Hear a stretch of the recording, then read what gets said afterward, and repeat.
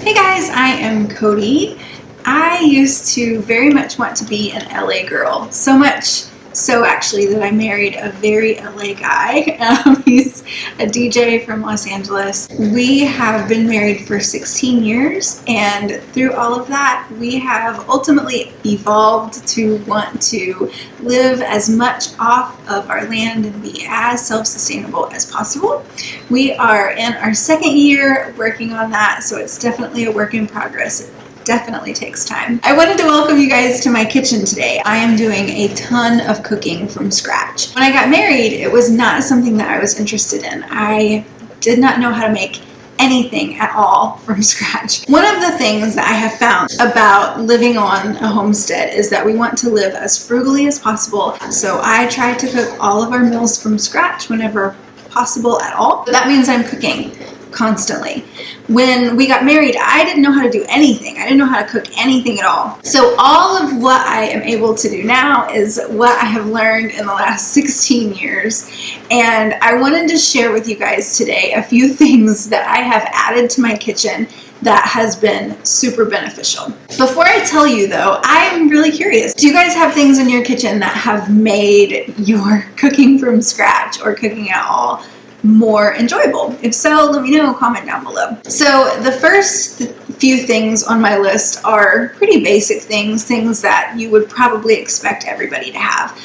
The first one are utensils. I can't tell you how often I use a good rubber scraper. These are silicone. You want to make sure and get silicone.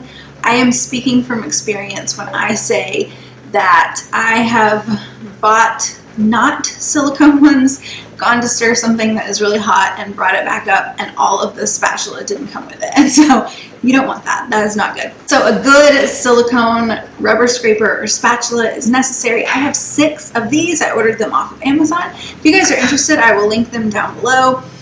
And almost every single day, at the end of the day, all 6 end up in the dishwasher. So a rubber scraper is really useful. And then a really nice set of wooden spoons. When we built our house, a dear friend sent me these and I love them so much. I use them to cook with, and then I also use them for serving.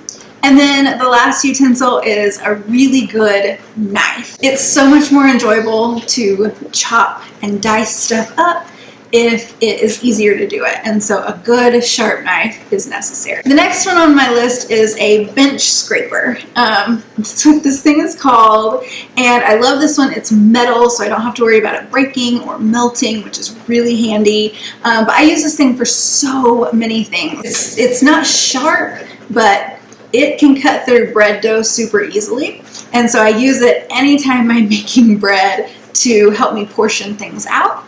I give this to my little one to chop up some vegetables sometimes or some fruit sometimes. She really likes to do that, and since it's not sharp, I'm not worried about her cutting herself, which is really nice. And then I use it to clean up a lot. So anytime that I am chopping a bunch of stuff and need to pick it up and move it to another place, it's really handy for that. And if there's like sticky stuff on my counter, or I have rolled out dough, or I have flour all over the place, I use this all the time to kind of scrape stuff up and use it to clean. So this is like a multifaceted tool. I use this constantly. I am probably going to invest in at least one more of these because this thing is either in use or in the dishwasher almost all the time in my kitchen. The next one is cutting boards. So I have a few different kinds of cutting boards.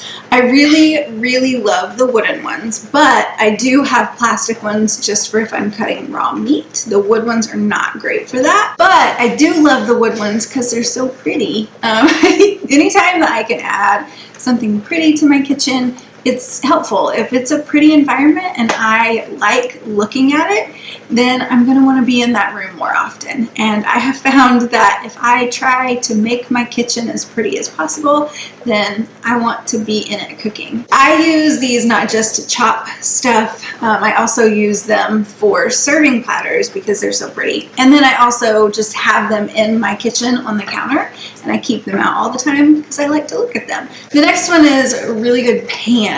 So I have had really cheap pans and I have had very expensive pans, and I will say that it is one thing in my kitchen that I can definitely tell a difference in, unfortunately. I love to cook with cast iron, so I invested in a really good cast iron skillet and an enameled cast iron skillet and an enameled cast iron stock pot.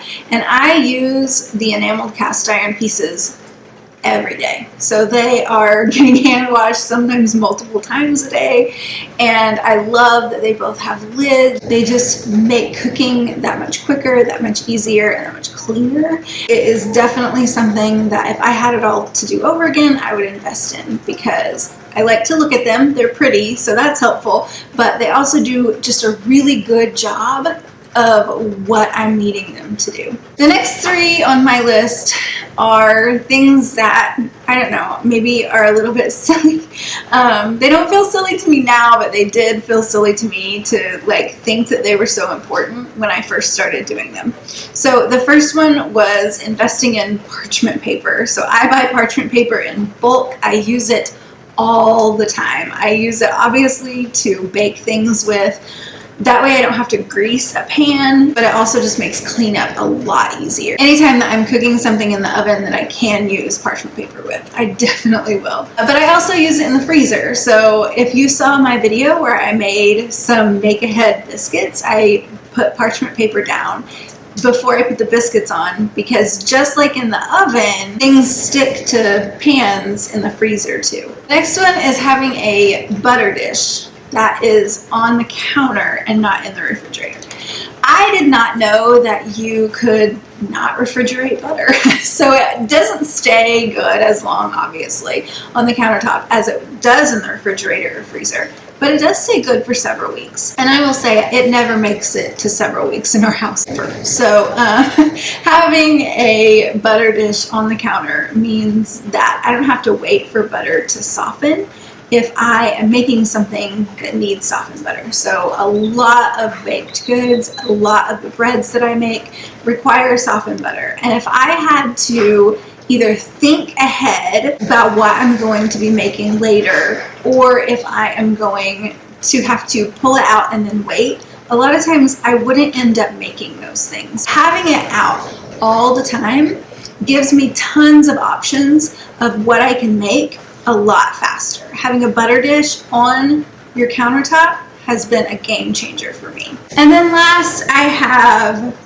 a really good way to organize all of those little things that are in your drawers in your kitchen. So like piping tips and measuring spoons, those sorts of things.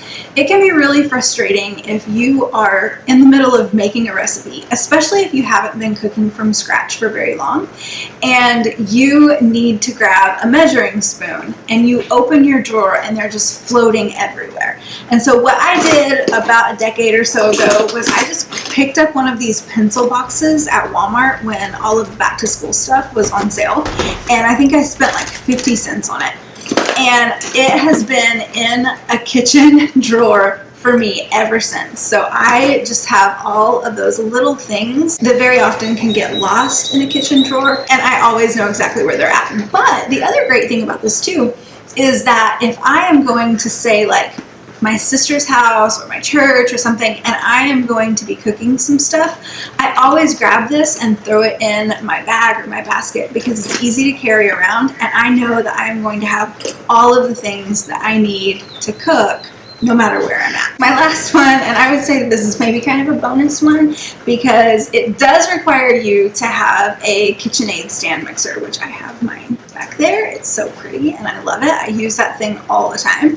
But it is the cheese grater attachment for it. So you can get tons of attachments for a Kitchenaid. This is the #1 attachment that I would suggest before getting the pasta maker or the ice cream maker. Those are really fun and can be really handy if you're going to use them a lot, but this thing we use several times a week. I obviously shred cheese with it, but I also use it to shred potatoes or carrots or apples, and it is really quick to clean up, it's really quick to use, and it makes what was a chore that I absolutely hated to do in my kitchen something that just is really fast. And I will say that if you have ever tried a recipe that requires shredded cheese and you shred your own cheese rather than buying it pre-shredded, you will know that it makes the most difference in the whole world. I promise you, any recipe that requires shredded cheese turns out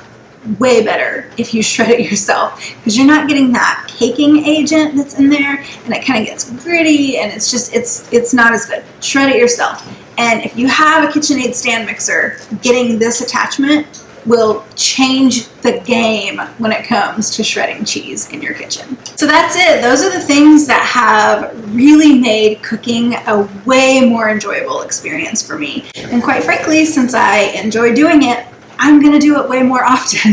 I am curious if you guys use any of this stuff in your kitchen. If you do, is it something that is a staple? So that's all for today, guys. Thanks for watching, and I will see you next time.